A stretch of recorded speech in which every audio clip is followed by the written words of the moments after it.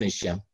Dan ini sebagai kesimpulan, saya kira pada prinsipnya kita sudah melakukan penelitian tentang critical mineral cukup lama, namun kita harus menyadari atau semua pihak di Indonesia harus menyadari bahwa penelitian atau eksplorasi dalam 10 tahun terakhir ini sebetulnya belum sistematis, maka harusnya sudah saatnya kita memikirkan eksplorasi yang lebih sistematis supaya ini tidak hanya wacana, melainkan betul-betul bisa direalisasikan sebagai yang tadi disebut sebagai geologi ekonomi, betul-betul menghasilkan impact ekonomi terhadap negara.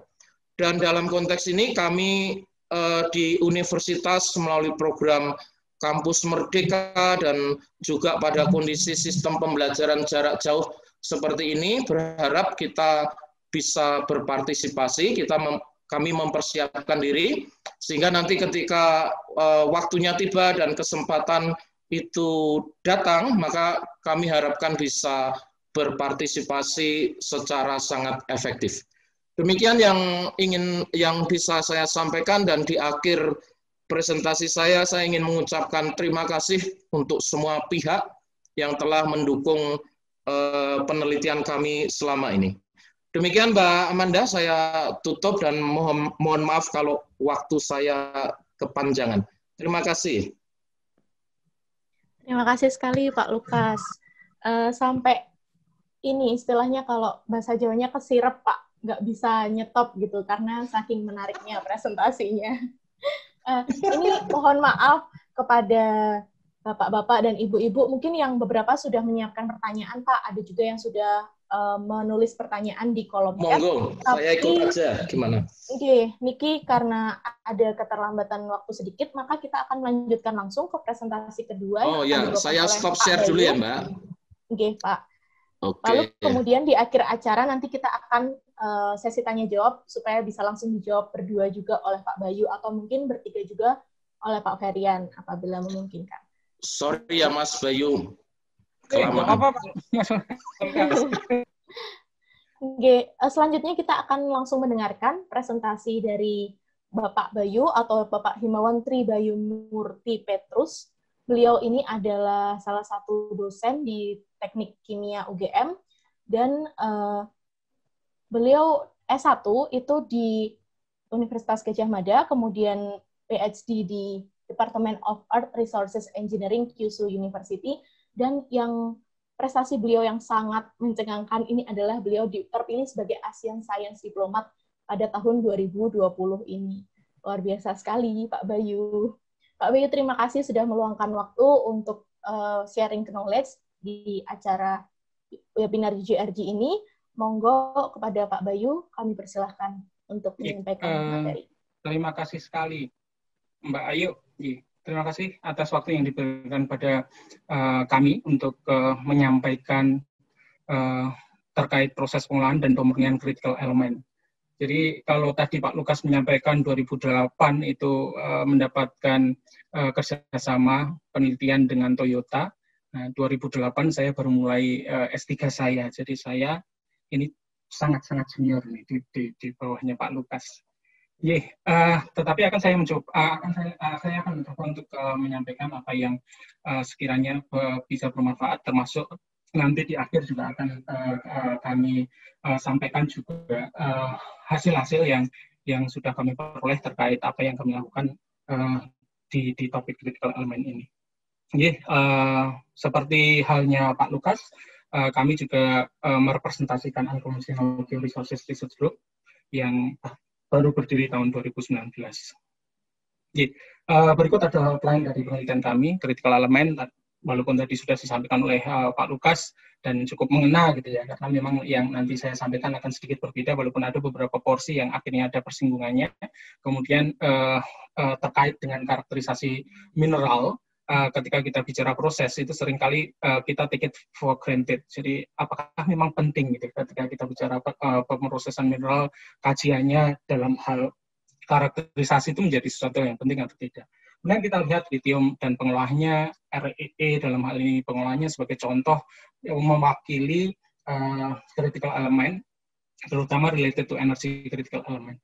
Kemudian konsepsi yang seperti tadi disampaikan oleh Pak Feryan di awal, karena ini yang menjadi ruh dari keberadaan UGRG, jadi konsepsi total recovery dan circular economy. Dan ini akan kami coba untuk membingkai di dalam satu konsepsi dalam beberapa contoh yang kami kerjakan. Kemudian tidak hanya bicara tentang primary saja, kami juga akan bicara tentang, karena ketika kita bicara circular economy itu kaitannya dengan limbah biasanya, atau recycle atau secondary resources, bisa jadi limbah dari industri, bisa jadi juga dari potensi urban mine. Sehingga apakah secondary resources ini merupakan waste, atau kita bisa meng-create itu menjadi suatu resources. Jadi tidak hanya menjadi beban lingkungan saja, tetapi menjadi sesuatu yang memiliki nilai ekonomis.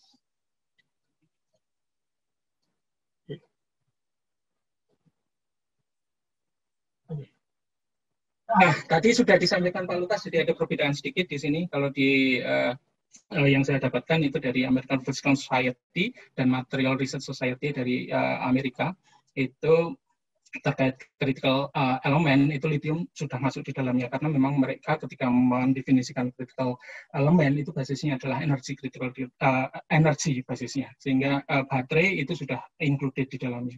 Jadi kenapa akhirnya menjadi suatu hal yang menarik? Kalau kita bicara proses, itu sesuatu hal akan menjadi menarik ketika memang tidak hanya didasarkan atas potensinya saja, tetapi juga economic benefit-nya seperti apa. Jadi kalau kita lihat economic benefit-nya dari critical element yang memang sudah diplotkan di situ, ternyata memiliki nilai keekonomisan yang cukup menarik untuk digali lebih lanjut. Yang ini yang akhirnya salah satu yang mendorong kenapa akhirnya critical element itu menjadi sesuatu yang cukup krusial dan esensial.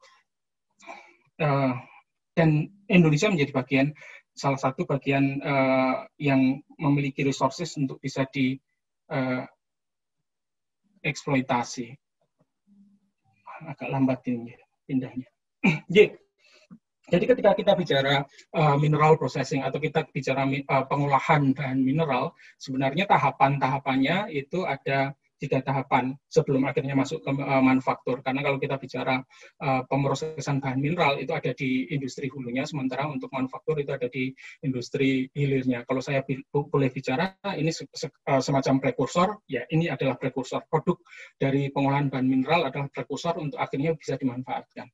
Ya, kalau kita bicara hal tersebut, sehingga ada 3 tahapan penting. Yang tahapan pertama adalah tahapan penambangan atau mining, kemudian mineral processing. Mineral processing ini ada beberapa salah kaprah, karena ketika kita bicara mineral processing, ada yang sudah mengincludekan metalurgi to some extent, tetapi ada beberapa yang memang memisahkan. Jadi kalau kita bicara mineral processing, ansih sesuai dengan apa yang disampaikan di dalam teori, itu merupakan mineral beneficiasi. Jadi di situ tidak ada proses reaksi sama sekali yang beda dengan proses smelting atau metalurgi, karena di dalam metalurgi itu sudah ada reaksi kimia di dalamnya. Sementara di mineral processing kita hanya mengkonsentrasikan mineral berbasis karakter yang dimiliki oleh mineral tersebut atau biji tersebut. Nah, ini yang menjadi menarik, karena ketika kita mau melakukan suatu pengolahan, kita tidak akan bisa memisahkan pengolahan atau efisiensi tinggi dari pengolahan ini, baik dari mineral processing maupun smelting, tanpa kita tahu karakter dari mineral tersebut. Karena untuk bisa menetapkan proses yang tepat, kita harus tahu benar karakter mineralnya itu seperti apa, sehingga kita bisa memilih proses yang tepat untuk akhirnya kita bisa benar-benar meng-create suatu sistem yang efisien, ya, yang akhirnya memang efisiensi proses ini akan berdampak pada aspek ekonominya. Nah, ini sebagai salah satu contohnya, yaitu lithium tadi disampaikan, walaupun disampaikan di presentasi akhirnya Pak Lukas, tetapi di dalam presentasi ini saya sampaikan pertama karena akhir-akhir ini menjadi suatu isu yang cukup sentral. Jadi ketika kita bicara baterai lithium menjadi komponen yang utama, menjadi komponen yang sangat menarik. Jadi kalau kita lihat dari data-data yang ada, ternyata prediksi peningkatan lithium itu eksponensial peningkatan kebutuhannya, sehingga lithium ini menjadi sangat kritikal dan esensial. Kalau kita lihat dari deposit yang ada, atau kalau kita lihat dari sumber yang ada, itu lithium tidak hanya ditemukan di dalam mineral atau di dalam batuan saja, basisnya adalah hard rock, tetapi juga ditemukan di dalam brine, lithium, konsentrasi lithium. Dan ketika kita bicara hard rock maupun kita bicara brine, itu akan memiliki spesifikasi. Kalau hard rock akan memiliki mineralisasi yang bermacam-macam. Kemudian kalau kita bicara brine, komposisinya pun juga bermacam-macam. Sehingga ketika kita bicara proses, itu harus amat sangat berhati-hati, karena kalau tidak berhati-hati, efisiensi prosesnya akan sensitif, cukup sensitif, karena keberagaman komposisi dan keberagaman mineralisasi dari source yang akan kita olah. Nah, kalau kita lihat lithium sekali lagi, ternyata persentase dari brine keberadaannya di dunia ini, persentasenya jauh lebih banyak. Jadi 59% itu lithium asalnya dari brine. Sementara kalau kita bicara dari hard rock, itu 25%, begitu seterusnya. Ada potensi juga dari geothermal brine yang akhir-akhir ini itu cukup juga mencuat gitu ya. Karena Tesla itu di tahun 2019 itu membeli geothermal brine dari Warren Buffett. Artinya apa? Yang diambil kalau ada kaitannya Tesla, kemudian ada geothermal, pasti yang ditembak adalah lithiumnya. Dan memang di Salton Sea itu kadar lithiumnya di geothermalnya itu sekitar 200 ppm. Sehingga mungkin bisa jadi cukup menarik. Walaupun publikasinya tidak begitu banyak ketika kita bicara lithium dari geothermal brine. Ketika kita bicara brine, karena lithium dari brine itu memiliki komposisi yang terbesar gitu ya, itu kita lihat datanya di sebelah kiri atas gitu ya, dari slide-nya, komposisinya bermacam-macam. Bahkan kalau kita bicara silver, Salton Sea misal, Salton Sea ternyata dia tidak memiliki boron dan dia tidak memiliki sulfat tidak. Jadi komposisinya sangat berbeda dibandingkan dengan yang lain. Kemudian di Sears Lake di Amerika itu tidak ada komposisi magnesiumnya. Yang di dalam proses ekstraksi lithium dari brine, magnesium itu menjadi sesuatu yang cukup mengganggu. Walaupun dia bivalen dan memiliki ukuran atom yang cukup besar dibandingkan dengan lithium, tetapi cukup mengganggu. Karena beberapa hal dari magnesium itu sendiri. Sehingga ini menjadi hal yang perlu kita pertimbangkan. Dan kalau kita bicara lithium di air laut juga merupakan brine, itu konsentrasinya walaupun kecil, tetapi ternyata sudah dilakukan pemrosesannya. Jadi cukup menarik ketika kita bicara lithium dari brine, karena pun ketika kita memiliki hanya sekitar 0,17 ppm, itu menjadi suatu hal yang bisa dilakukan ekstraksinya. Nah, inilah mengapa akhirnya total extraction itu menjadi bagian atau menjadi suatu konsepsi yang sekarang mungkin sedang dicoba untuk dielaborasi lebih lanjut. Mengapa? Karena ketika kita sebagai contoh ini di air laut, walaupun konsentrasi lithiumnya 0,17 ppm, tetapi dari proses ternyata pengambilan lithium itu dilakukan di tahapan yang paling akhir. Jadi sambil mendapatkan garam, akhirnya mendapatkan lithium. Itu yang terjadi ketika kita bicara ekstraksi lithium dari air laut. Nah, ini yang menjadi tantangan juga akhirnya ketika kita bicara ekstraksi lithium dari sumber-sumber yang lain, yang bisa jadi pada kondisi ketika kita bicara kadarnya, itu bisa jadi tidak ekonomis. Tetapi ketika kita asosiasikan dengan mineral apa atau dengan elemen atau solid apa yang ada di dalam brine atau mineral apa yang yang terikut di dalam hard rock-nya, itu ketika kita lakukan pendekatan total extraction menjadi sesuatu yang cukup menarik untuk dielaborasi. Dan ketika pun kita bicara lithium dari air laut yang konsentrasinya kecil, ternyata speknya masuk dengan spek standar yang dalam hal ini yang secara proses sudah melakukan, itu yang ada di Cina, itu standarnya sudah masuk. Dengan konsentrasi akhir lithiumnya itu 99%. Nah, ini yang cukup menarik gitu ya. Prosesnya seperti apa? Ini proses yang sudah dilakukan ketika kita bicara pengambilan lithium dari air laut itu dengan proses evaporasi biasa. Jadi solar evaporation. Itu dilakukan dengan presipitasi bertingkat. Karena tahapan pertama yang dilakukan atau diambil, kita mendapatkan garam NaCl yang memang sudah biasa dilakukan. Tetapi dengan proses pengurangan volume yang ada dan juga ada elemen yang akhirnya terpresipitasi, maka litium semakin terkonsentrasi di tahapan akhirnya. Ya, jadi volume cairannya berkurang, kemudian ada elemen yang sudah terendapkan, litium menjadi terkonsentrasi di tahapan akhir. Nah, ini yang akhirnya kita olah, ini yang akhirnya diolah untuk menghasilkan litium karbonat di dalam blend. Nah, yang menjadi permasalahan ketika kita bicara proses yang bisa saya katakan konvensional di sini, ini prosesnya berjalan sangat lambat. Karena basisnya adalah basis solar evaporasi. Jadi evaporasi airnya itu didasarkan dari panas matahari. Jadi cukup lambat.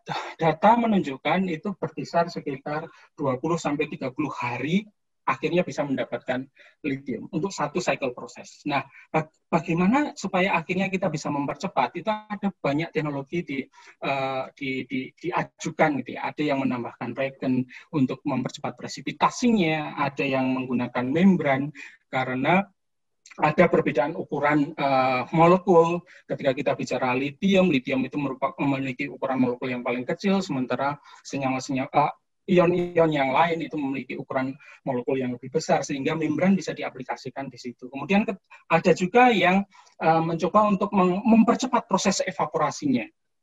Nah, ini yang juga dilakukan. Kemudian ada yang melakukan dengan ion shift absorption. Kita lihat satu persatu. Ini beberapa proses yang di-approach dengan menambahkan presipitat. Tetapi satu hal yang cukup menarik, ternyata ketika penambahan presipitat dilakukan, itu pun juga tergantung dari karakter brine-nya. Ketika karakter brine itu berbeda, maka penambahan regen presipitat itu juga akan berbeda, sehingga akan menghasilkan proses yang berbeda. Jadi di sebelah kiri itu dominasinya di situ ada magnesiumnya, sementara di sebelah kanan itu rendah magnesiumnya. Prosesnya berbeda yang di-approach. Nah, ini yang cukup menarik. Artinya apa? Karakter dari source itu menjadi sesuatu hal yang penting, yang menjadi titik awal ketika kita bicara pemrosesan. Kemudian berikutnya adalah ion shift absorption. Kalau kita bicara ion shift absorption, itu banyak sekali tekniknya, dan beberapa itu tekniknya adalah teknik yang memimik material baterai itu sendiri. Jadi ada yang menggunakan litium manganis, ada yang menggunakan litium titanat gitu ya. Seperti kita ketahui beberapa temuan terbaru ketika kita bicara fast charging itu anodanya menggunakan titanat di dalamnya. Nah, apa sih sebenarnya ketika kita bicara ion shift absorption itu sebenarnya kita menyediakan housing, kita menyediakan rumah untuk litium itu ada di situ dan akhirnya bisa digantikan dengan sesuatu gitu. Jadi rumahnya itu hanya cukup untuk litium. Ruangnya itu ruang yang cukup untuk litium. Jadi ketika kita lihat strukturnya yang biasanya dibuat itu adalah struktur lithium manganese oxide atau lithium titanium oxide. Itu yang biasanya dibuat. Nah, litiumnya itu bisa dikeluarkan dengan cara asidifikasi. Karena seperti kita ketahui, itu hidrogen tergantung dari nanti afinitasnya, itu akan lebih kuat mana, kita bisa memainkan konsentrasi di situ, sehingga kita bisa mendorong litium dari rumah yang tadinya sudah dibuat, untuk akhirnya digantikan dengan hidrogen. Nah, kalau sudah digantikan hidrogen, akhirnya kita bisa menggunakan itu untuk mengsorb litium yang ada di dalam sumber. Nah, sumbernya apa? Brine bisa, kemudian secara proses, kalau kita bicara proses yang batuan pun juga dimungkinkan untuk diaplikasikan.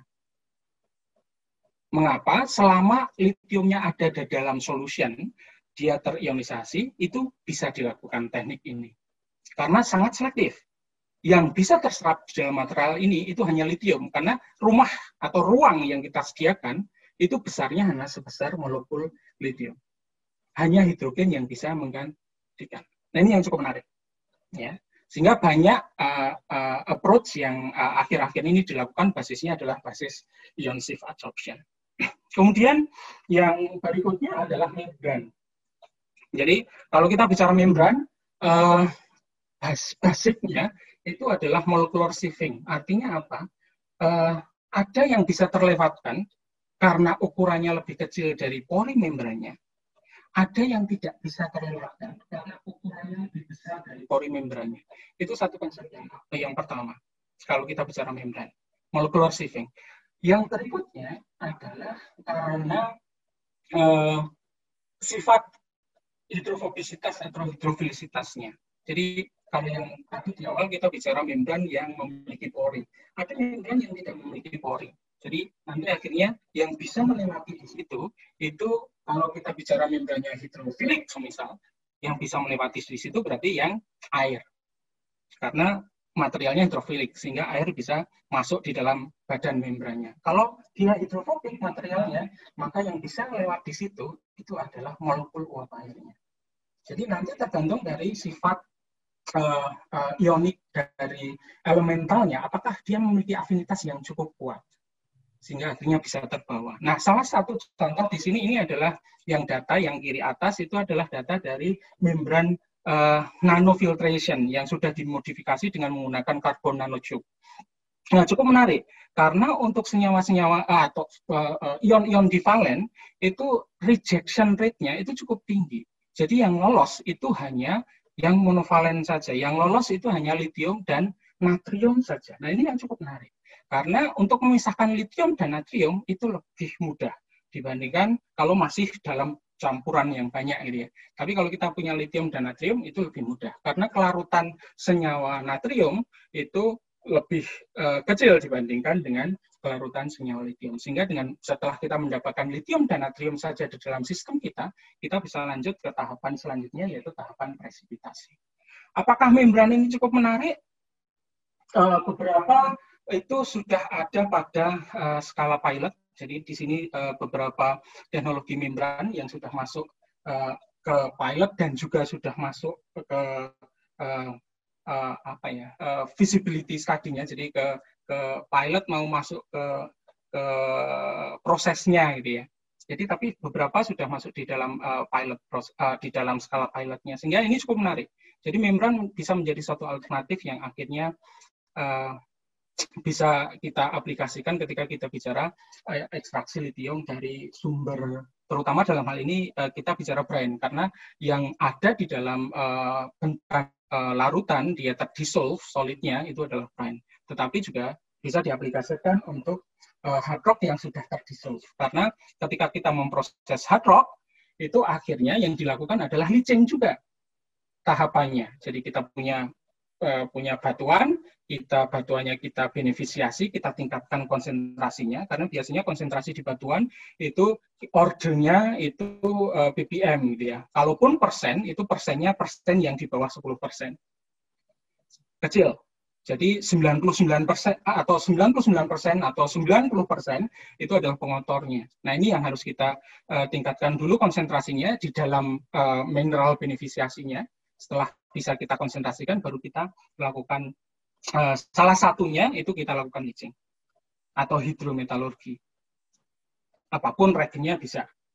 Umumnya sulfuric acid karena itu yang memiliki kekuatan untuk meleaching semuanya dengan nilai recovery leachingnya yang cukup tinggi.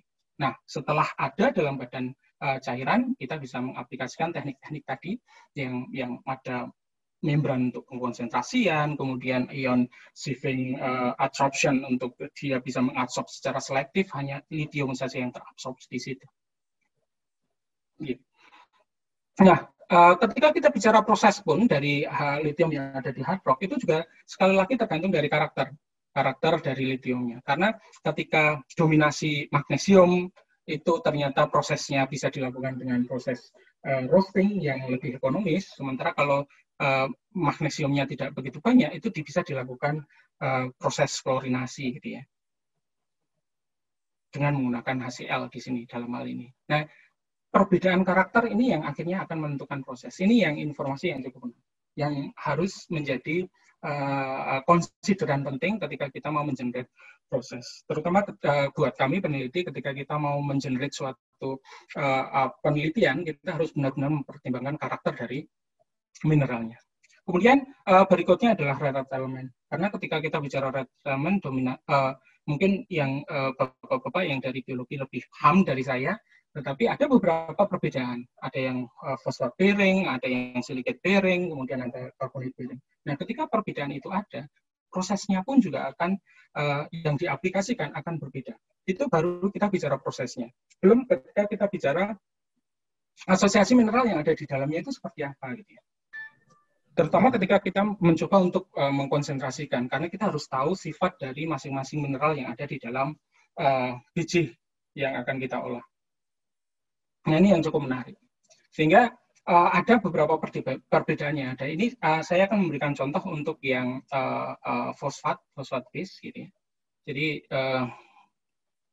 proses mineral processing atau mineral beneficiasi itu bisa dilakukan. Ini contohnya untuk bit sand yang mengandung monasid dan di situ ada zirkonnya juga.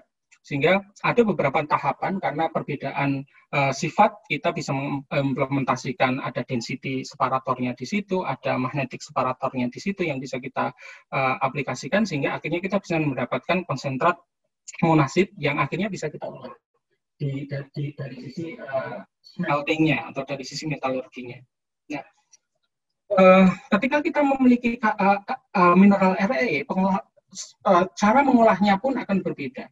Jadi untuk bisa mendapatkan recovery yang cukup tinggi, karena kalau kita bicara fosfat base, gitu ya, itu kita dari beberapa laporan yang ada, itu recovery tertinggi itu bisa didapatkan ketika kita mengubah fosfat REE fosfat itu menjadi ReOH yang lebih bisa terlicing. Karena kalau REE fosfat itu ketika dilicing menggunakan asam dengan konsentrasi tinggi pun atau ada nilai recovery leaching maksimum yang dicapai, dan itu bisa ditingkatkan ketika kita mengubah REE fosfat itu dengan NaOH.